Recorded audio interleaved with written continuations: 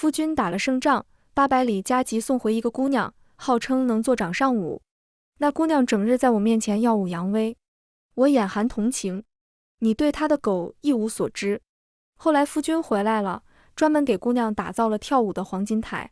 他一脸兴奋地指着在黄金台上旋转跳跃不停歇的姑娘：“娘子快看，我送你的8音盒。”大家好，欢迎收看皮皮听书，点赞订阅，每天听故事。我的夫君陆燕是全京城最靓的崽儿，出了名的宠妻狂魔。我是他铁石心肠的王妃沈西文。无他，主要是陆燕操作太变态，从来不干人事。7岁那年，平安侯家的世子跟我吵架，嘲讽真当天上能掉馅饼呢。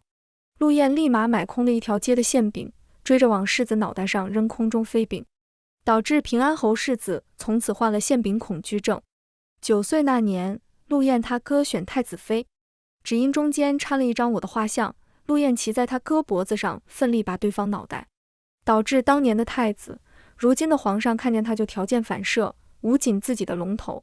15岁那年，我嫁给了陆燕，没过几个月就有人想给他送侧妃，毕竟是皇上的亲弟弟，一人之下万人之上的誉王殿下，哪怕变态了一点，那也完全可以接受。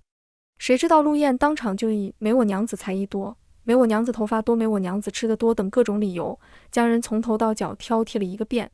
最后姑娘们纷纷表示嫁给狗都不嫁给陆燕，而作为陆燕唯一的王妃，被她放在心尖上的我，却偏偏对她不冷不热。所有人都说我铁石心肠，可陆燕却毫不在意，一如既往地把我宠上了天。其实哪有什么铁石心肠，不过是不敢动心罢了。我是穿越的，从一开始我就知道自己穿到了一本小说里。问题是这本小说我刚他妈看了一个简介，后面要充会员才能看，而我为了省9.9的会员费，没有充，所以我只知道这是一本大女主小说，主角沈西文会在男主陆燕死后成为一个富可敌国的女商人。我不知道陆燕什么时候死，怎么死。我曾经尝试改变事情发展，结果却以陆燕学了3天鸭子叫而告终。而当我想告诉陆燕她的结局，让她凡事小心时，又会被毙消音。这个设定简直比陆燕还狗。自此我不敢再轻举妄动，只得暗暗告诫自己不要动心。陆燕去边关打仗已经有3个月了，我日日提心吊胆地吃斋祈福。直到今天，陆燕的贴身侍卫陆一风尘仆仆地进京了。王妃，这是莲儿姑娘，王爷命我800里加急送她回来，嘱咐您务必小心安置。闻言，陆一身后那个一脸柔媚的女子挑衅般的仰起头，这就是王妃，以后就是姐妹了，何必见外，今日便不给您行礼了。站在我身后的侍女小梅扬手就给了莲儿一巴掌，什么阿猫阿狗也配跟王妃称兄道弟。陆一，小梅赶紧找补，不是，称姐道妹。好好的立威场景变成了大型丢脸现场，不过倒是没影响莲儿发挥，她捂着脸蛋愤愤道：“你敢打我？等王爷回来我就让他发卖了你。”王爷最喜我的掌上舞，当时看的眼睛都直了。我顿时来了兴趣，怎么个直法儿？你给我展开说说。陆一听不下去了，火速逃离了现场，并在心里为自家主子点起了一根蜡烛。不出1个时辰，全京城就传遍了。誉王殿下800里加急送回来一个姑娘，王妃终于要失宠了。小梅安慰我：“王妃您别生气。”我云淡风轻道：“我哪里有生气？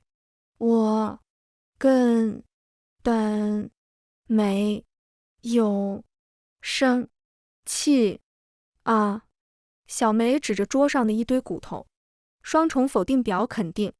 而且您已经啃了3个肘子了，说好的吃斋祈福呢？佛祖吃饭我上肉，谁都别活。第2天一早，皇上火速召我进宫，我俩隔着半个勤政殿，撕心裂肺的交流。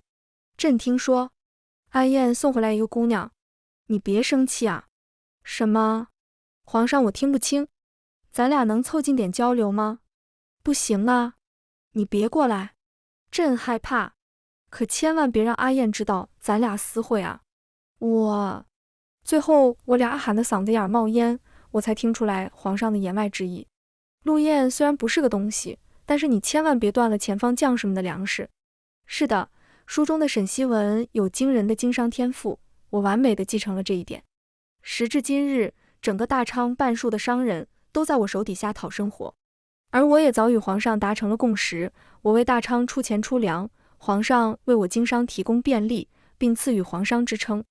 当然，这一切都是秘密进行的，知情人只有皇上以及我的几个心腹，甚至连陆燕都不知道。所有人都知道大昌有一个地位崇高的皇商，但却不知道到底是谁。出于某种直觉，我想保护陆燕远离一切可能的危险源。然而不知道从哪里打听到，我和陆燕根本没有圆房。从那以后，他更嚣张了。哎呦，我说王爷看我的眼神怎么那么如饥似渴呢？爱王妃又如何，还不是留不住王爷的心。王爷定会立我为侧妃，以后与我日日笙歌。我面无表情地打断了他。废话别多说，才艺你先来一波。莲儿似乎很喜欢炫耀他的掌上舞，一言不合就要来一波才艺表演。有一说一，他跳得还挺不错的，起码我能一边欣赏他跳舞，一边咔咔炫肘子。莲儿跳不下去了，莲儿很生气。我诚恳道：“你能再跳一会儿吗？还有2个肘子没肯玩。”莲儿仿佛受了天大的委屈。你敢拿我当消遣？等王爷回来，我让他。我眼含同情。等他回来，你就会知道，我可能不是人，但他是真的狗。终于，在我炫完66个肘子以后，陆燕风尘仆仆地归来了。这一仗可谓是大获全胜。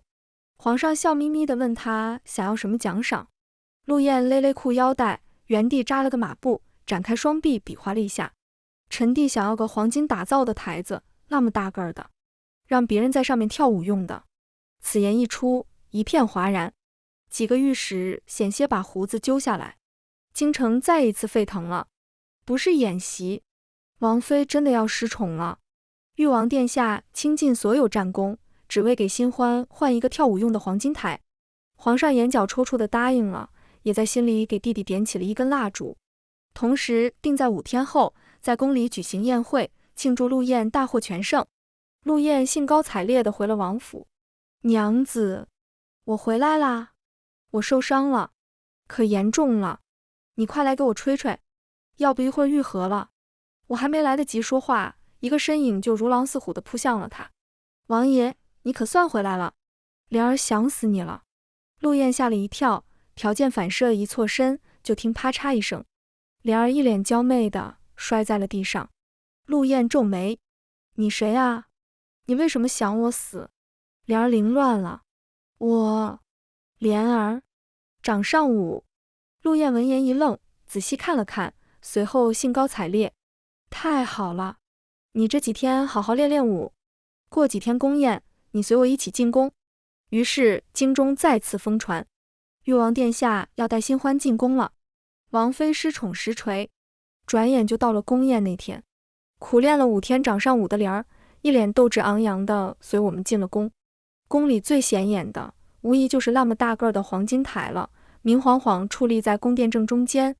莲儿得意之下，趁陆燕没注意，低声挑衅道：“你可小心自己的王妃之位，最后变成了我的囊中之物。王爷愿用全部战功为我换一个黄金台，可见我在他的心里有多重要。”宫宴很快开始了，皇上先是冠冕堂皇地赞颂了一番陆燕的战功，随后又宣布友邦燕国国主恰好到访，大家纷纷行礼。只有我注意到，燕国国主的目光一开始就落在了我的身上，从未移开。一片寂静中，陆燕突然啪地把酒杯一放，对着燕国国主怒目而视。瞬间，所有人的目光都聚集过来，不明白这位又在做什么妖。皇上浮夸地哈，哈哈，试图缓解气氛。安燕，这不是你之前想要的黄金台吗？诺，可给你了。陆燕脸色稍缓，莲儿，去跳舞。莲儿可算带到了表现机会，迫不及待的一个箭步冲上了黄金台，开始翩翩起舞。就在大家安静欣赏的时候，陆燕抓着我的手一通猛晃。我不解地看向他，就见这货一脸兴奋地指着黄金台上旋转跳跃不停歇的姑娘：“娘子快看，我送你的八音盒！”在所有人懵逼的目光中，我陷入了回忆。那还是很久之前，我无意中提过自己曾经有一只很喜欢的八音盒。当时陆燕仔细询问过什么是八音盒，我说就是一个小盒子，一旦打开，上面就会有一个小人旋转跳舞，还会有好听的音乐。后来我也没放在心上，毕竟现代的产物，古代上哪儿弄去？心口微微一阵悸动，有一种想哭的冲动。我非草木，孰能无情？如果可以，我宁愿什么都不要，只要陆燕平安喜乐。但我知道自己无能为力。罢了，如果真有那一日，就随他一起去吧。陆燕恍然不觉，还在大声炫耀：“什么是八音盒？你们连这个都不知道？我娘子告诉我的，那是一种西洋玩意儿。我跟你们说，我娘子懂得可多了，我娘子什么都知道。”在一片宠妻还得看誉王的感慨声中，莲儿的脸越来越黑，最后竟然一头栽下了黄金台，引来了一片嘲笑声。一片混乱中，燕国国主突然轻轻笑了一声：“誉王妃果然名不虚传，不枉我千里迢迢而来，想跟您这位皇商做一笔生意。”瞬间，全场寂静，在场所有人猛地看向了我，满脸都是震惊。而我捏紧了手中的酒杯。他怎么会知道？在一片沉默中，陆燕出声打破了僵局：“娘子，你是那个传说中的皇商？”我听出他声音中一丝不易察觉的颤抖，一颗心猛地沉了下去。我忍不住看向陆燕，她的眼神满是震惊。我沉默不语，任谁知道自己宠上天的娘子隐瞒了自己这么大的事，想必也忍不了。我低下了头，刚想开口，就听见陆燕突然大声说话了：“哈，哈，哈！我不是针对谁，在座的诸位都是垃圾。我就问，还有谁的娘子这么厉害？还有谁？”在场众人，有些人一开口就注定可以得罪全场。眼看独孤求败，燕还在疯狂输出，众人敢怒不敢言。皇上只好赤膊上阵，出声解围。誉王妃确实是我大昌的皇商，但此事一直都是秘密，燕国国主又是如何得知的？又想做什么生意呢？燕国国主挑眉道：“我自然有我的消息来源，至于什么生意，恕我冒昧，我只能单独说与王妃一人。皇上，我劝你不要。”话音未落，就见陆燕猛地站了起来：“咋地？人多你还不敢说话啦？”燕国国主，我轻轻拽拽陆燕的衣袖，还想激情开麦的陆燕瞬间狗腿化：“怎么啦？娘子有何吩咐？”我递给他一个安抚的眼神，随后转向燕国国主：“国主请后殿一叙。”空无一人的后殿中，我面向燕国国主：“现在可以说了。”对方一边左顾右盼，一边开口道：“可以，但是你等我先找根柱子。”“啊，那根就挺好。”随后，燕国国主走到殿里的柱子前面，站定，一手扶腰，一手扶柱，媚眼如丝，头发开甩，给我跳了一盏茶时间的钢管舞，妖娆且妩媚，但我不理解，且大为震惊，甚至很想夺路而逃。救命啊！这本书自上而下没一个正常人。在我目瞪口呆的时候，对方终于停了下来，气喘吁吁道：“妈的，这个狗设定！长话短说，要不一会儿我还得来一段。我知道你是穿书的，我也是，而且我是作者。哎，别动手，你打死我陆燕就死定了。”在看完了3段钢管舞以后，我终于搞明白了事情的真相。原来这本书的作者因为把男主写死了，收到了600多个读者寄来的刀片。随后他很巧地摔倒了，又很巧地摔到了刀片上，所以很巧地嘎了。系统给了他一个机会，就是穿到书中一个角色身上，将剧情扭转，让男主活下去，这样他才能回到原来的世界里。也是系统告诉他我是穿书的，于是他来找我，就是想商量一下对策。听完之后，我沉默了一会儿。我只有一个问题：钢管舞是什么情况？对方也沉默了一会儿，艰难开口道：“系统让我在这3个角色里面挑一个穿越，说3句话以上，必须跳一段钢管舞的燕国国主。”每天必须吃鼻屎，不然会嘎的神医，一辈子会被蟑螂追杀的刺客。我嘴角抽搐，道理我都懂，但是你写书的时候，觉得这合理吗？燕国国主还没开口，忍不住又跳了一段钢管舞，一边跳一边气喘吁吁。我写到一半，中彩票了，所以你懂的。正因为如此，你得跟我合作啊！我得回原来的世界花我的钱。这个钢管舞，我是一天都跳不下去了。从对方的口中，我得知5天以后就是陆燕会死掉的那天。我们只要坚持过那天，剧情就算掰回来了。按剧情，那天清晨我会去京郊的寺院上香，陆玉一伙杀手因为撞破了他们的计划，我被劫持了。而陆燕正是为救我而死。于是那天只要我们再加狗到正午就可以了。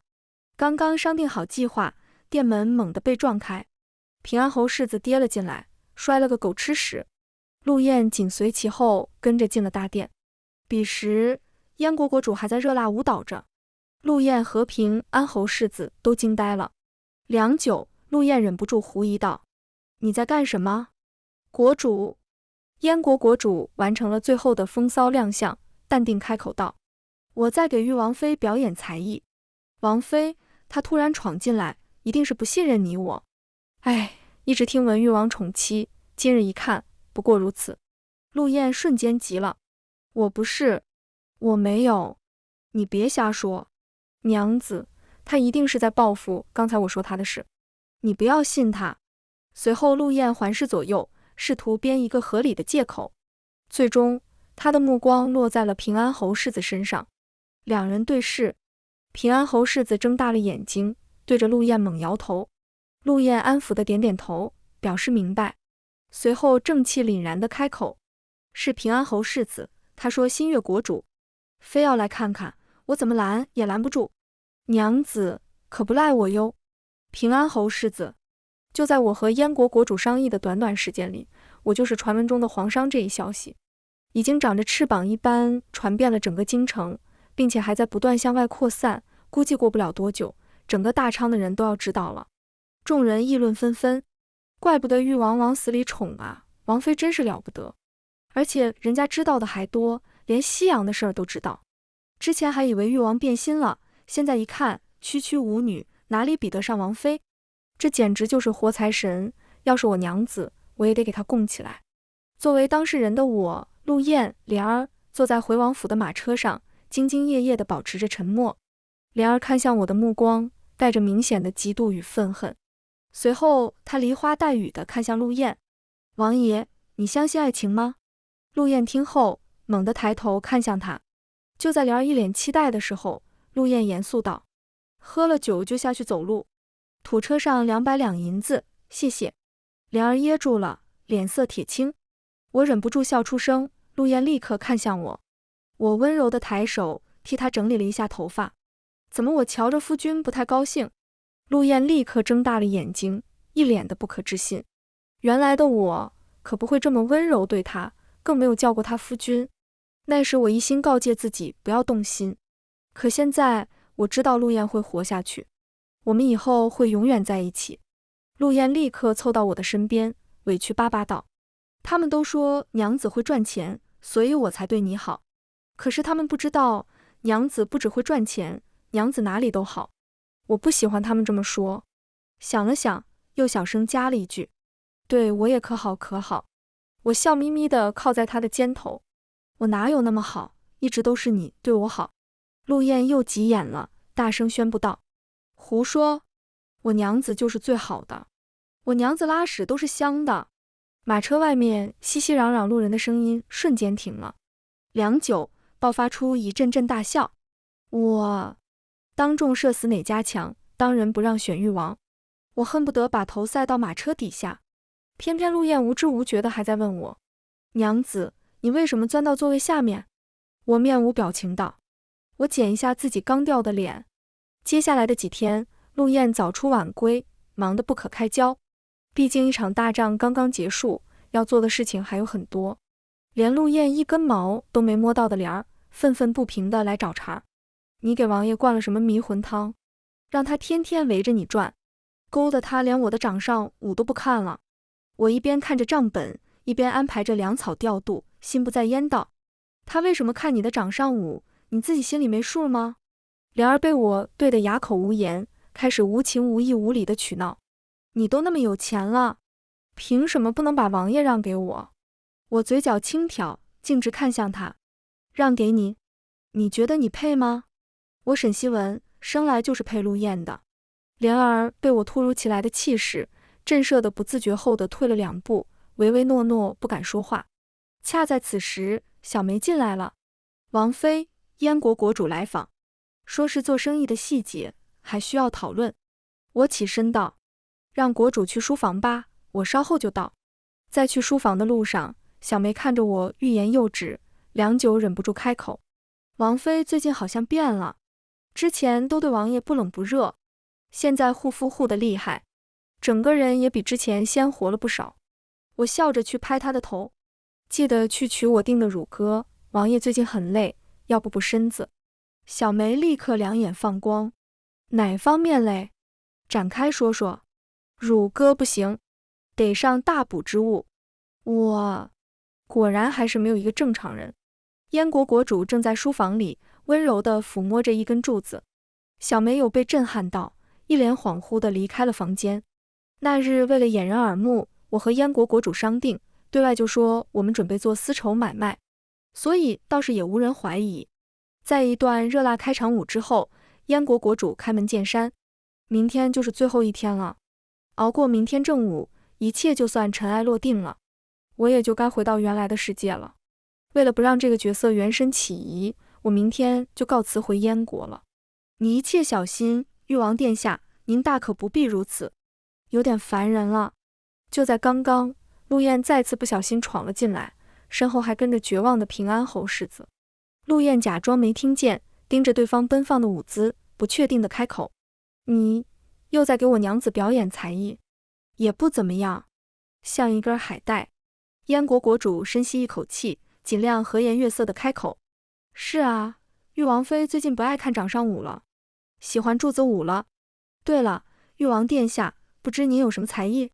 一句话把陆燕问懵了，良久，她呆愣愣地转向我：娘子，我没有才艺，你会不会不要我了？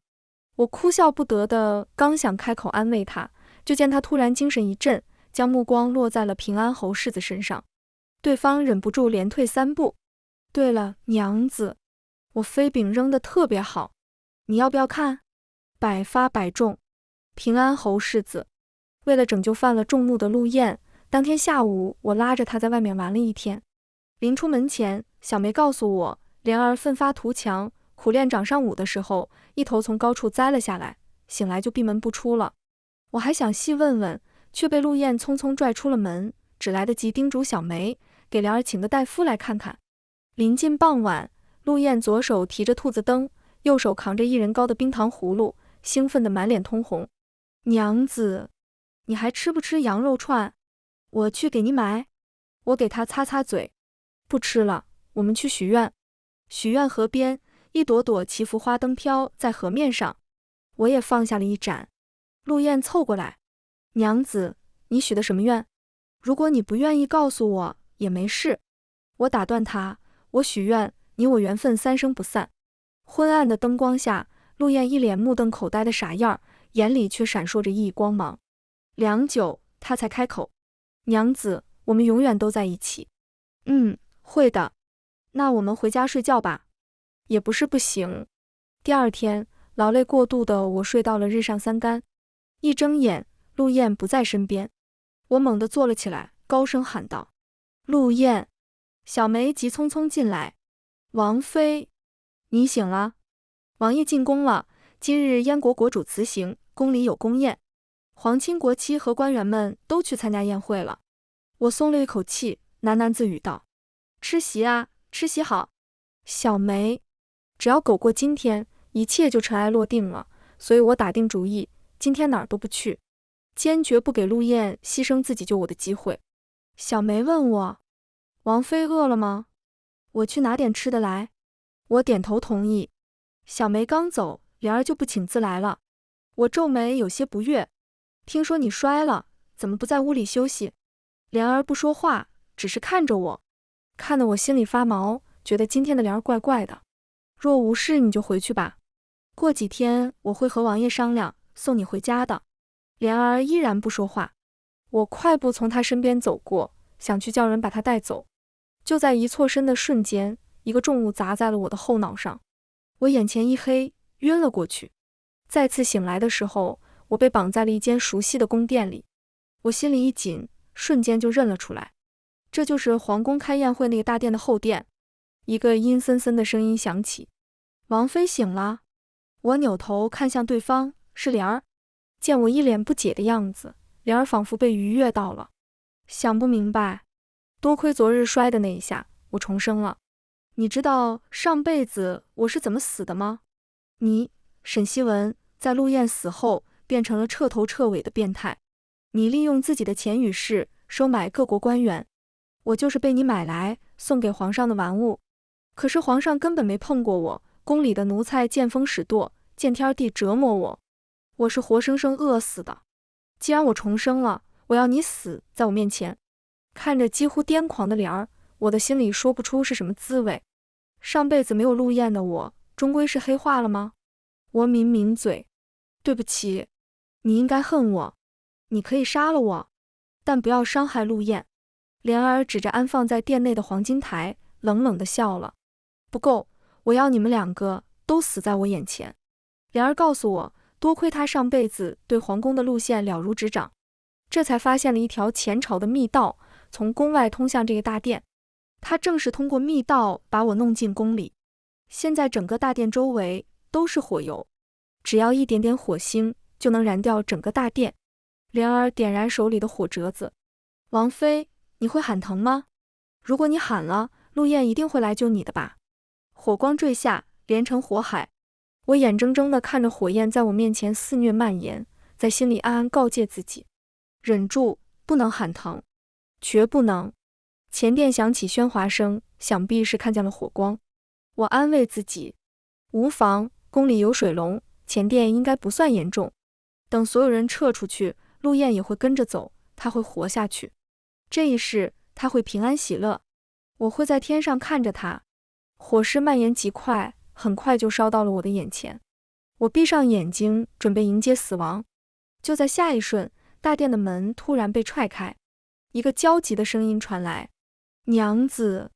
我猛地睁开眼睛，怎么会？你走，别进来！但是已经晚了，那个熟悉的身影穿过重重火光，不顾一切地赶到了我的身边。娘子，没事了，我带你出去。我一个劲儿地摇头，眼泪像断了线的珠子般掉落。你走吧，活下去。宫里赴宴不能带兵刃，莲儿用来绑我的却是铁链。陆燕努力了半天，终于涨红着脸，徒手将铁链扯断，但她此时也有些脱力了。我俩互相搀扶着向殿外跑去。就在即将到达大门的时候，突然一根燃烧的横梁砸了下来，径直朝我们落下。娘子小心！陆燕用尽全力推了我一把，我不受控制地跌向了大门，被门外焦急等待的众人接住。可陆燕却被淹没在了火海中。不，陆燕！我疯了一般往回冲。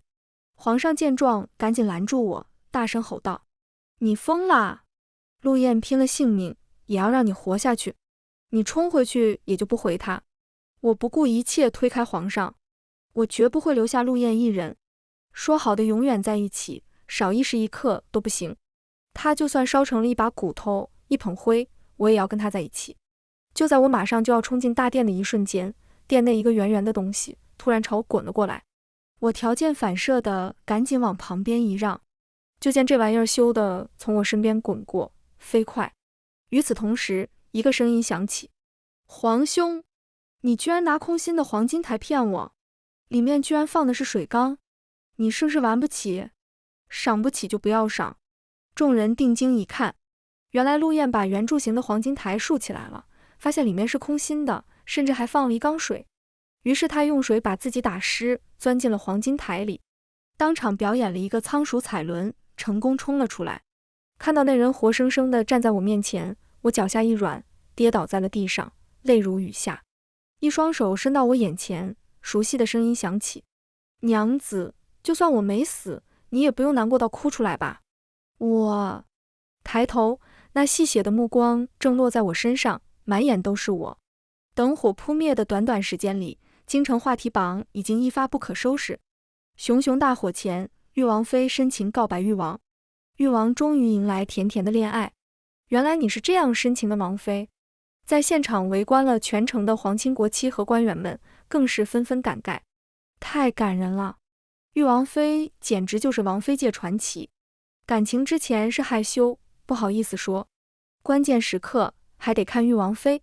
至于作为当事人的陆燕，哈哈哈，我跟你们说，我娘子特别好，好就好在她特别好。